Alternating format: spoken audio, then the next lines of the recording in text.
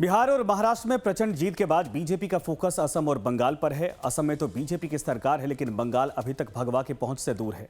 असम और बंगाल में इसी साल अप्रैल मई में विधानसभा चुनाव होना है और यही वजह है कि पीएम मोदी की अगुवाई में बीजेपी पूरी ताकत से मोर्चे पर उतर गई है। 2 दिन में पीएम मोदी ने बंगाल में 2 बड़ी रैलियां की और मालदा और सिंगूर को 3,250 करोड़ की विकास योजनाओं की सौगात दी। इस दौरान पीएम मोदी ने ममता सरकार पर जमकर हमला बोला और यह भी संकेत दिया कि बीजेपी का मिशन बंगाल प्लान क्या है। बंगाल पूरब का वो किला है जहां बीजेपी मोदी की प्रचंड लहर के बावजूद हिला नहीं पाई, लेकिन लगता है कि अब की बार उसे ममता दीदी के खिलाफ ब्रह्मास्त्र मिल गया है। बंगाल में बीजेपी अब की बार जीत का कौन सा ब्रह्मास्त्र आजमा रही है? क्या इस ब्रह्मास्त्र से बीजेपी दीदी के मजबूत किले को ध्वस्त कर पाएगी? ये आपको विस्तार से बताएंगे, लेकिन पहले सुनिए कि पीएम मोदी ने मालदा और हुगली में किस तरह से ममता सरकार पर हमला बोला है। आज असम में बीजेपी सरकार जिस प्रकार घुसपैठ से निपट रही है, जिस प्रकार हमारे जंगलों को, ऐतिहासिक सांस्कृतिक स्थलों को, आप लोगों की जमीनों को अवैध कब्जों से मुक्त कर रही है, उसकी आज बहुत प्रशंसा हो रही है। बीजेपी एनडीए ने बिहार में जंगल राज को एक बार फिर से रोका है। अब पश्चिम बंगाल भी टीएमसी के महाजंगल राज को विदा करने के लिए तैयार है। तो हुगली में पीएम मोदी ने कहा कि विकसित भारत का लक्ष्य हासिल करने के लिए पूर्वोत्तर का विकास सबसे ज्यादा जरूरी है। उन्होंने कहा कि बंगाल अब जंगल राज को बदलने के लिए तैयार है। हमारी सरकार घुसपैठियों पर कड़ी कार्रवाई करेगी जो गरीबों का हक खा रहे हैं और यही टीएमसी के पक्के वोटर भी हैं। पीएम मोदी ने कहा कि ममता सरकार घुसपैठियों को बचा रही है और उन्हें संरक्षण दे रही है। पीएम मोदी के बयान से साफ है कि अब की बार बीजेपी के मिशन बंगाल असम में विकास के साथ बांग्लादेशी घुसपैठ का मुद्दा अहम है। इसी ब्रह्मास्त्र के सहारे बीजेपी ममता के किले में भगवा लहराना चाहती है। बंगाल में अब की बार घुसपैठ क्यों बड़ा मुद्दा है, जरा इसकी वजह आप समझ लीजिए। आंकड़ों के मुताबिक बंगाल में इस वक्त करीब 10 करोड़ आबादी है, जिसमें 70% हिंदू हैं और करीब 28% मुसलमान हैं। इसी तरह असम में कुल आबादी करीब 3.5 करोड़ है। इसमें हिंदू आबादी करीब 60% और मुस्लिम आबादी करीब 34% है। कुछ रिपोर्ट्स और बीजेपी का दावा है कि घुसपैठ की वजह से बंगाल और असम डेमोग्राफी चेंज हो रहा है। इसमें बीजेपी नेताओं का कहना है कि अगर बांग्लादेशी घुसपैठियों पर तुरंत रोक नहीं लगाई गई तो हालात भयावह हो जाएंगे। बंगाल में मुस्लिम आबादी 50% से ज्यादा हो जाएगी और असम में हिंदू सिर्फ 40% रह जाएंगे। बीजेपी का आरोप है कि बंगाल में घुसपैठ के लिए ममता सरकार जिम्मेदार है।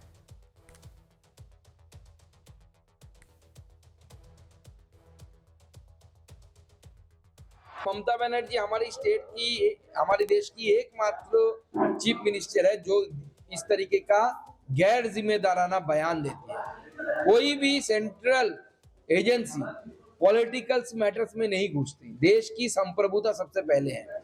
ममता बनर्जी एसआईआर के कारण अपना दिमागी हालत संतुलन खो चुके हैं। देखिए, जिस तरह से बिहार के सीमांचल क्षेत्र में और असम में घुसपैठियों का संख्या बढ़ता जा रहा है, डेमोग्राफी चेंज होता जा रहा है। हम लोगों ने बिहार चुनाव के वक्त भी इस मुद्दा को पूरे देश के सामने लाने का काम किया है और हमारा बिहार का कुछ हिस्सा और इसके साथ बंगाल और असम में घुसपैठियों की संख्या बढ़ते जा रही है। भारतीय जनता पार्टी और एनडीए घुसपैठ के खिलाफ है, क्योंकि हमारे देश के लोगों का हिस्सा घुसपैठिए जो है बांटने का काम करते हैं, जो इस देश की जनता सहन नहीं करेगी। तो बंगाल और असम दोनों राज्यों में घुसपैठ के मुद्दे पर बीजेपी नेता लगातार टीएमसी और कांग्रेस पर हमलावर हैं। पीएम मोदी के दौरे से पिछले महीने गृह मंत्री शाह ने भी बंगाल का दौरा किया था। तब उन्होंने भी घुसपैठ का मुद्दा उठाया था, जिसको लेकर बंगाल के सियासी माहौल गर्म हो चुका है। अमित शाह ने कहा था कि पश्चिम बंगाल में ममता सरकार घुसपैठ को रोक नहीं पा रही। अगर बंगाल में बीजेपी की सरकार बनी तो यहां परिंदा भी पर नहीं मार पाएगा। शाह के बयान पर ममता बनर्जी आग बबूला हो गई थी। उन्होंने पलटवार करते हुए कहा था कि अगर घुसपैठ बंगाल में ही हो रहा है तो क्या पहलगाम में हमला आपने करवाया था। ममता यही नहीं रुकी, उन्होंने कहा कि शकुनी का चेला दुशासन जानकारी जुटाने आया है। जैसे ही चुनाव आते हैं दुशासन और दुर्योधन दिखाई देने लग जाते हैं। तो सवाल यह है कि बांग्लादेशी घुसपैठ का सच आखिर क्या है। क्या सच में बंगाल के कुछ जिलों की डेमोग्राफी बदल रही है? क्या 2040 तक असम में हिंदू आबादी सिर्फ 40% रह जाएगी? बंगाल और असम में घुसपैठ पर रोक क्यों नहीं लग पा रही है? क्या घुसपैठ का मुद्दा बंगाल असम चुनाव में कारगर साबित होगा? इन तमाम सवालों के जवाब तलाशने के लिए कुछ आंकड़ों पर गौर करना जरूरी है। पहले यह समझिए कि देश में कितने घुसपैठिया मौजूद हैं। साल 2000 में बॉर्डर मैनेजमेंट टास्क फोर्स की एक रिपोर्ट सामने आई थी, जिसमें कहा गया था कि 1.5 करोड़ बांग्लादेशी देश में घुसपैठ कर चुके हैं और करीब 3 लाख बांग्लादेशी हर साल घुसपैठ कर रहे। इसका मतलब यह है कि इस वक्त 3 करोड़ से ज्यादा घुसपैठिए देश में मौजूद हो सकते हैं। हालांकि घुसपैठ का सही आंकड़ा सरकार के पास मौजूद नहीं है, लेकिन साल 2001 में तत्कालीन गृह राज्य मंत्री श्री प्रकाश जायसवाल ने संसद में बताया था कि देश में करीब 1.2 करोड़ बांग्लादेशी मौजूद हैं, यानी 1 करोड़ 20 लाख। 2016 में गृह राज्य मंत्री किरण रिजिजू ने यह आंकड़ा 2 करोड़ के आसपास बताया था। असम और बंगाल में घुसपैठ का बड़ा मुद्दा रहा है। इसी वजह से पीएम मोदी इसे पूरे जोरों शोरों से उठा रहे हैं और असम में उन्होंने कहा कि कांग्रेस के लोग घुसपैठियों की मदद करते हैं, जिसकी वजह से वो असम के पक्के वोटर बन गए हैं। हमारी संस्कृति पर हमले कर रहे हैं, गरीब का, नौजवान का रोजगार छीन रहे हैं, आदिवासी क्षेत्रों में धोखे से लोगों की जमीन पर कब्जा कर रहे हैं। ये असम और देश की सुरक्षा दोनों के लिए बहुत बड़ा खतरा है। साथियों, कांग्रेस से आपको बहुत सावधान रहना है। कांग्रेस की एक ही नीति है, घुसपैठियों को बचाओ, घुसपैठियों की मदद से सत्ता पाओ। पूरे देश में कांग्रेस और उसके साथी यही कर रहे हैं। तो 3 महीने पहले असम के सीएम हिमंता विश्व शर्मा ने घुसपैठियों को हैरान कर देने वाला इस पर बयान दिया था। हिमंता ने दावा किया कि 2027 की जनगणना में असम में मुस्लिम आबादी 40% तक पहुंच सकती है, जबकि 2040 तक की आबादी 50% तक हो जाएगी और हिंदू आबादी राज्य में करीब 40% ही रह जाएगा। हिमंता ने दावा किया कि इस वक्त असम में करीब 40% लोग ऐसे हैं जो बांग्लादेश से आए हैं। अगर बांग्लादेश बॉर्डर पर हालात बिगड़ते हैं तो क्या इन लोगों की निष्ठा भारत के प्रति होगी? अगर ये जनसंख्या 50% के पार चली गई तो ऐसी स्थिति में असम को बांग्लादेश का हिस्सा बनाने की कोशिश की जाएगी। अब सवाल यह है कि अगर असम समेत पूरे देश में इतने ज्यादा अवैध बांग्लादेशी मौजूद हैं तो फिर उन्हें वापस क्यों नहीं भेजा जा रहा? दूसरा सवाल यह है कि घुसपैठ पर रोक क्यों नहीं लग पा रही है, जबकि पिछले 11 साल से देश में बीजेपी की सरकार है और असम में भी बीजेपी की सरकार ही है। विपक्ष भी बीजेपी की घुसपैठ की राजनीति पर पलटवार कर रहा है। कि दुनिया में कौन सा ऐसा मुल्क है कौन सा ऐसा देश है जहां के प्रधानमंत्री अपने फेडरल यूनिट्स को लेकर के, राज्यों को लेकर के इस प्रकार के बयान देते हो? एक मुल्क नहीं मिलेगा। बड़े से बड़े डिक्टेटर जहां हैं वहां भी ये प्रधानमंत्री जी की वोकैबुलरी बहुत लिमिटेड हो गई है, शब्दावली संकीर्ण दायरों में सिमट सी गई है।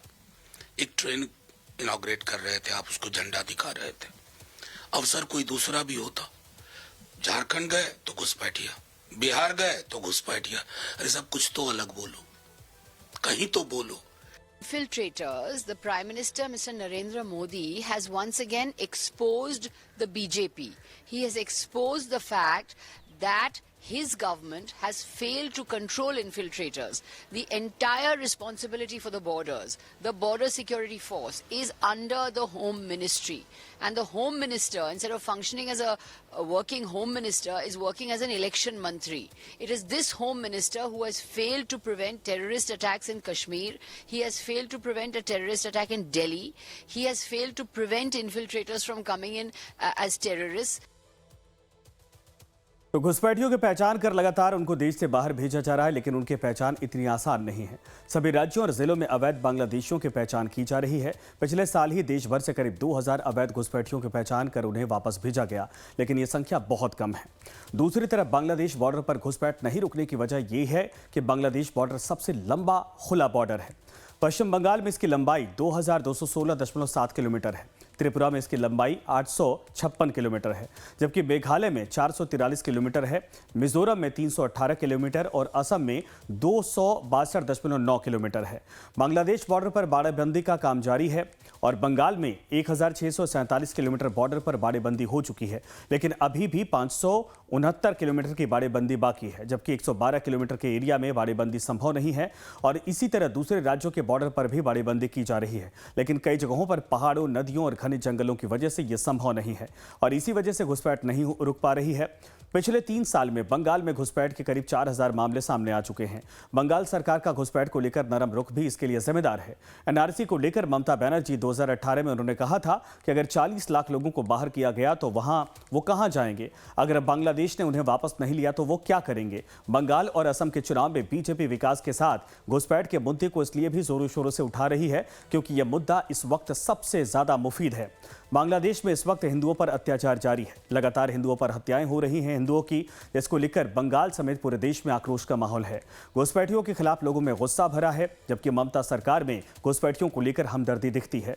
लिहाजा इस मुद्दे को बीजेपी जोरों शोरों से उठा रही और उसे उम्मीद है कि यह ब्रह्मास्त्र उसे बंगाल की सत्ता दिला सकता है।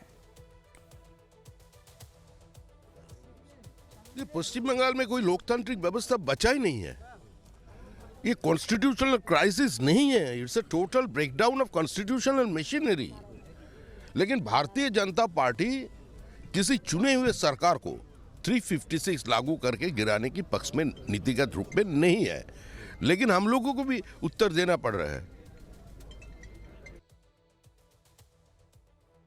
और अब जरा 2021 के चुनावी गणित पर भी नजर डाल लीजिए। 2021 के चुनाव में टीएमसी को 2 करोड़ 89 लाख वोट मिले थे, जबकि बीजेपी को 2 करोड़ 29 लाख वोट मिले थे। यानी दोनों पार्टियों के बीच वोटों का अंतर सिर्फ 60 लाख था। और एसआईआर में बंगाल में जो वोट कटे हैं वो है 58 लाख। जिन लोगों के नाम वोटर लिस्ट से कटे हैं वो ज्यादातर बांग्लादेशी हो सकते हैं और यही वजह कि बीजेपी उत्साहित है और उसे लगता है कि इस बार बंगाल में खेला हो सकता है।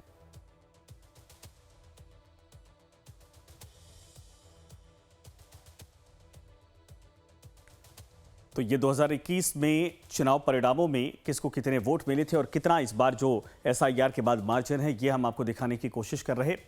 बंगाल में एसआईआर यानी टीएमसी को 2 करोड़ 89 लाख वोट मिले थे पिछले चुनाव में और बीजेपी को 2 करोड़ 29 लाख मिले थे। दोनों में वोटों का अंतर सिर्फ 60 लाख था।